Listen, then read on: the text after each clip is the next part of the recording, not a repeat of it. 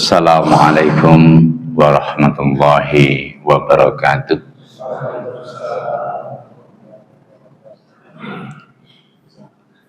Innal hamdalillah nahmaduhu wa nasta'inuhu wa nastaghfiruh wa na'udzu billahi min syururi anfusina wa min sayyiati a'malina. May yahdihillahu fala mudhillalah wa may yudlillahu fala hadiyalah. Asyhadu an la ilaha illallah wahdahu la syarika lahu wa asyhadu anna Muhammadan abduhu wa rasuluh. Allahumma salli ala Muhammadin wa ala alihi wa ashabihi ajma'in. Rabbi shrah li sadri wa yassir li amri wahlul 'uqdatam min lisani yafqahu qawli. Qala Allah Ta'ala fil kitabil karim, a'udzu billahi minasy syaithanir rajim. Alif lam mim. Dzalikal kitabul la raiba fihi hudan lil muttaqin. Jamaah Isya rahimakumullah. Pada malam yang berbahagia ini, alhamdulillah kita bisa sholat jamaah Isya di tempat yang mulia, tempat yang bahagia dan tentram. Oleh karenanya, marilah kita bersyukur pada Allah dengan sungguh-sungguh bersyukur, dengan bermunajat pada Allah, berzikir pada Allah, bertakar kepada Allah dengan melalui jalan Allah dan Rasulnya. Yang kedua, salawat kepada Nabi Allah Muhammad sallallahu alaihi wasallam. Salawat kita pada Rasulullah bukannya mengucapkan Allahumma sholli ala Muhammad. Namun salawat itu kita mampu merenung kembali bagaimana Rasulullah menyampaikan risah Allah di Mekah, di Taif dan di Madinah. Yang kedua, kita salawat mengingat nanti mengharapkan syafaat di padang mahsyar, karena memang Allah yang mengizinkan Rasul Muhammad SAW itulah yang memberikan syafaat ketika kelak kita hendak menghadap Allah. Jamaah rahimakumullah, pada malam yang berbahagia ini kita tidak terasa sudah masuk yang ke-16 tarawih ya, 16 tarawih. Karena kemarin kita ada masuk 15 pas bulan gerhana. Secara sains Allah menunjukkan alam semesta ini tidak ada perubahan sama sekali, tidak ada geseran sama sekali. Ketika pandangan-pandangan mereka nyinyir tentang hisab,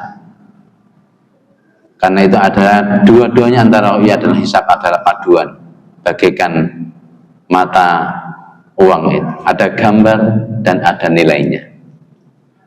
Jamaah rahimakumullah, yang ke-16 ini, apa yang saya bacakan ayat surat Al-Baqarah ayat kedua tadi itu,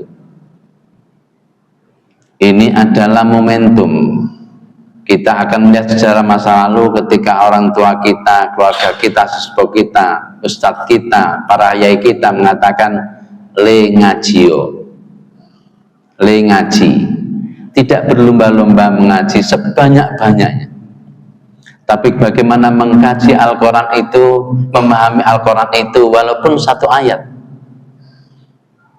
Kalau kita membaca surat Al-Baqarah la raiba fihi, tidak ada keraguan sekecil apapun, setitik apapun, sejarah apapun, seatom apapun, atau bahasa listriknya yang beliaunya juga ada ahli listrik di situ itu,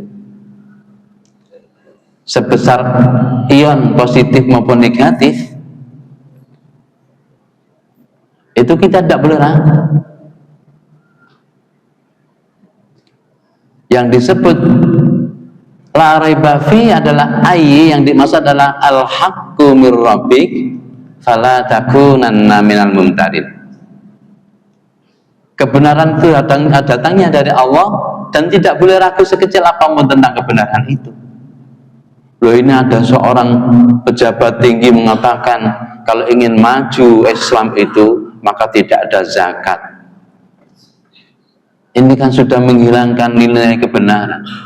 Abu Bakar As-Siddiq ketika menjabat sebagai khalifah Allah atau khalifah Rasyidin itu, waktu ada banyak orang-orang muslim, kelompok muslim, suku muslim banyak yang tidak berzakat, maka ia punya inisiatif untuk diperangi mereka itu.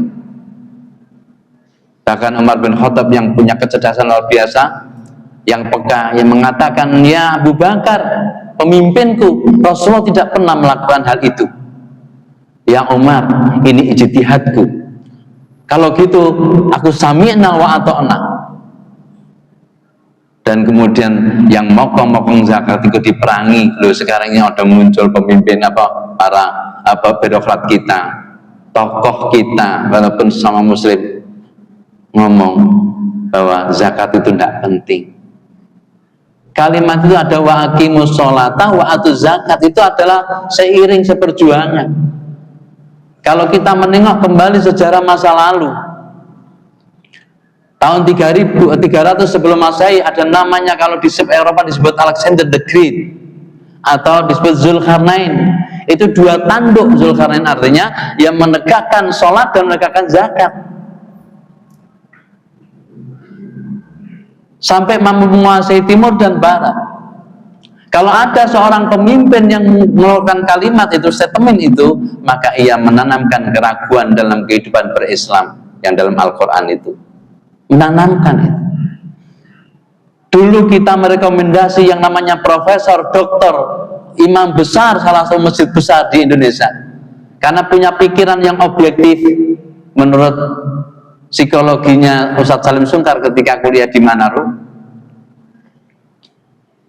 yang punya pikiran rasional, objektif dan proporsional. Ternyata profesor pun kalau hatinya itu fi qulubihim maradun fazadahumullahu maradun, fi qulubihim maradun, kalau hatinya sakit seperti itu,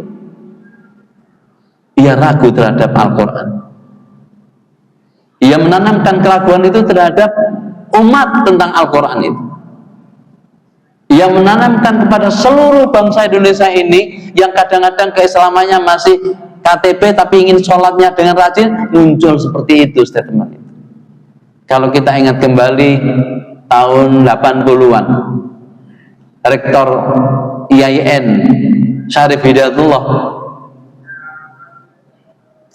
yang namanya Nasution ya, itu mengatakan sama, mestinya qadha dan qadar itu tidak masuk rukun iman. Juga seperti itu. Mereka itu memang sudah ditanamkan oleh pemikiran-pemikiran yang jauh dari Islam. Begitu juga ada tokoh muda dari salah satu organisasi mengatakan Al-Quran itu tidak up to date, tidak universal. Bahkan dia sekarang menulis Al-Quran, kalau memang tidak ada yang sesuai dengan, kita hilangkan, kita musnahkan. Loh, ini seorang tokoh, dan rata-rata itu mereka ingin pikirannya maju, ingin dianggap modern, yang mengatakan itu.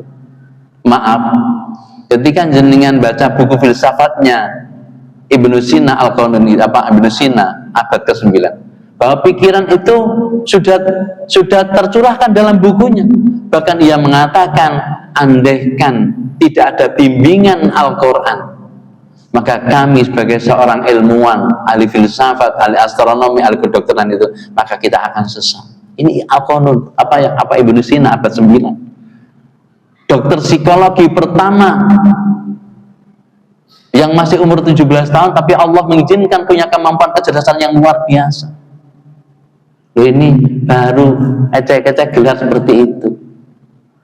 Maka orang-orang sepuh kita, senior-senior kita dulu itu kan mengatakan, ngaji, itu mengkaji Al-Quran, tidak lomba-lomba membaca Al-Quran sebanyak-banyaknya sehingga khatam. Memang satu huruf itu ada ganjarannya 10. Kalau Bismillahirrahmanirrahim ada 19, maka hitung 10 kali 9. Kalau kita hitung itu, tapi ada yang lebih tinggi, ada yang lebih tinggi lagi ketika kita baca Al-Quran, tahu artinya, kemudian kita mempraktekkan. Sampai Umar bin Khattab mengatakan, aku tidak akan pindah ayat yang lain sebelum aku bisa mengamalkan Al-Quran. Maka pada bulan Ramadan ini adalah Syahrul Quran, Kita bukan hanya mengaji, membaca Al-Quran, tapi mengkaji Al-Quran walaupun satu ayat, supaya hati kita, pikiran kita, pendengaran kita, penglihatan kita selalu dibimbing oleh Allah melalui wahyunya, sehingga kalimat ada yang surat Al-Baqarah itu syahrul Ramadan alladzi unzila fihil Qur'anu hudan linnasi wa bayyinatin minal huda wal furqan. Allah menurunkan Al-Quran pada bulan Ramadan itu adalah sebagai petunjuk manusia, hudan linnas wa bayyinatin minal huda, dan memberi penjelasan tentang petunjuk itu, tentang politik, tentang sosial, tentang ekonomi, tentang budaya, tentang hal kehidupan bermasyarakat, berbangsa dan negara, wal furqan, dan ketika akal pikiran kita jalan akan tahu mana yang baik dan mana yang buruk. Aku lu qouli hadza innahu wal ghafurur rahim. Subhanallahumma bihamdika asyhadu an la ilaha illa anta astaghfiruka wa atubu ilaik. Assalamualaikum warahmatullahi wabarakatuh.